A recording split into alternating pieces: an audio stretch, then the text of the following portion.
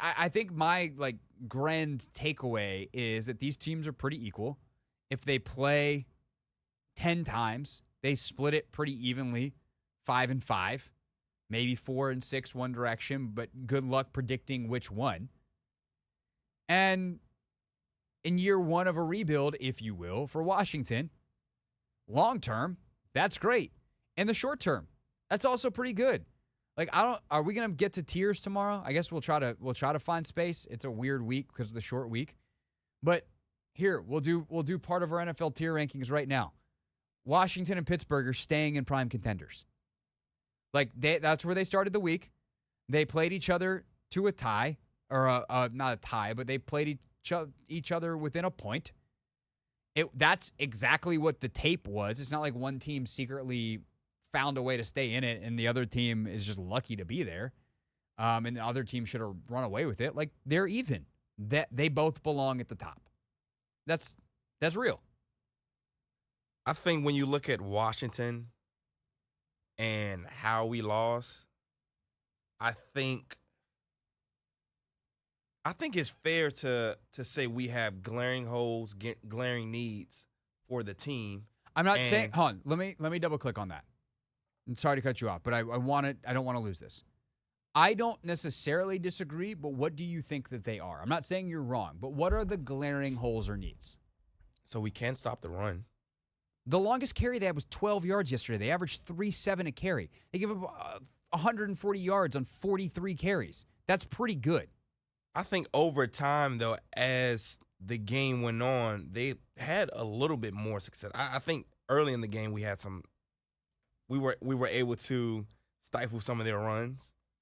Najee, he ended up getting knocked out the game, but when he was back there, he had himself a bit of a day. I think Warren and he averaged 2.7 a carry. Warren and Patterson. Patterson didn't do anything. Warren had a good game. Warren's a good player, by the way. Oh my God, that dude has pop. Yeah. But his longest carry was 12, and he averaged I think high threes, low fours. Yeah. They're actually not. Now, look, I'm scared about Philly because some of the carries that Warren takes for 8 can turn into 80 for Saquon because he's Saquon. But that's against everybody.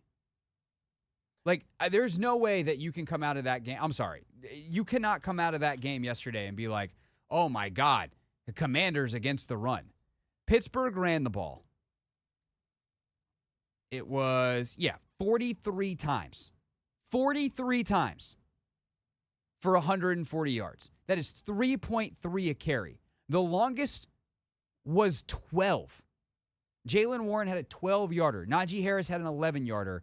Basically, every other carry in the game was single digits. Not that giving up 7 on a regular basis is good, but they clearly weren't. The average was 3.3. Patterson had 3 carries for 14 yards. In the second half, what did they lean on, though, Craig?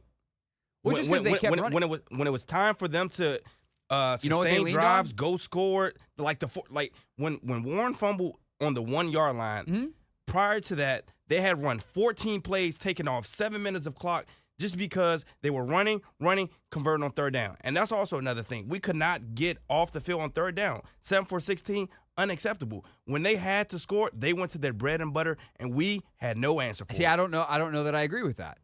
The thing they went to was go balls to down the field, and they missed on a lot of them, and then they hit a couple of them and got it. So here's that drive. I have the whole drive written down.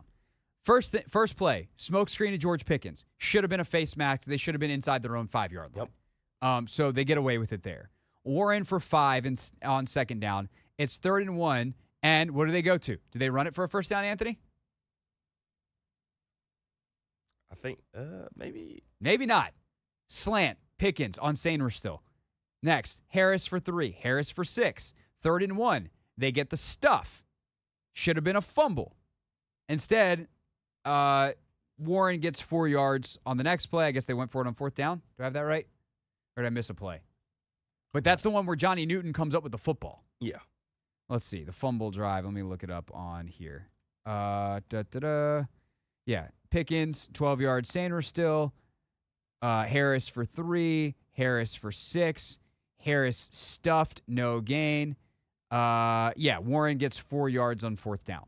So on that drive, you've already got a missed face mask penalty. You should have had a fumble where for some godforsaken reason New York was like, "Oh, sorry, Dan, you can't challenge it," when it was very clearly a fumble that Newton recovered.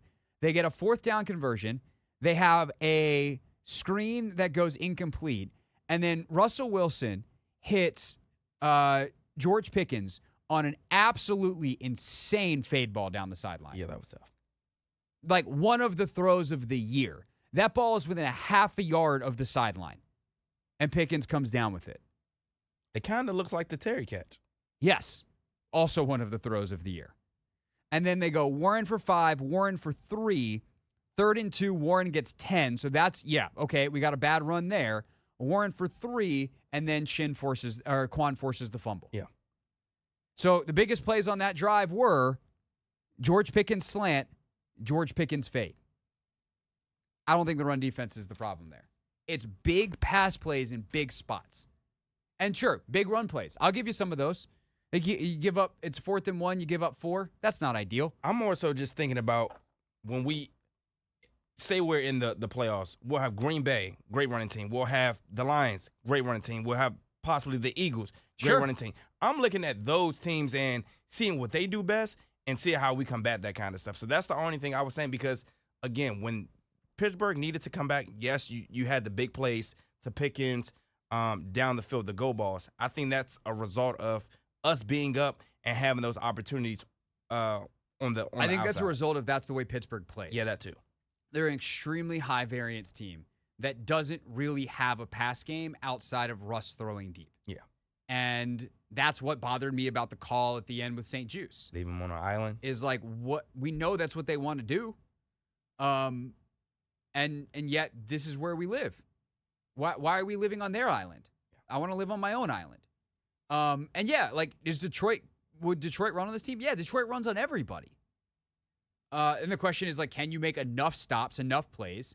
And, like, the Commanders had a ton of run stuffs in this game. They have to then follow it up with finishing. Yeah. But this is also a game where they don't get the typical support from their offense. There might have been more drives in the first quarter than were in some entire games for them this year.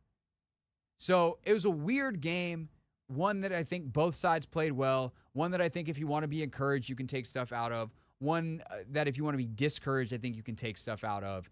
But I do think saying, like, the run defense, I don't believe that is one of the glaring holes on this team at this point. They held a team that runs the mess out of the ball to under 3.5 yards a carry. So perhaps we can revisit some of your other glaring holes, but the notes in the film don't lie.